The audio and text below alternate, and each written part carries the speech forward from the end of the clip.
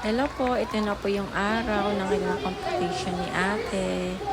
Yan, andito na po kami sa venue at ewan ko kung ako lang nakapasin itong bata na to. Sino kaya to inaanuhan niya? At ayan, andito na po sina ate, mag-perform na A po round of sila. applause to Del Sanzobel.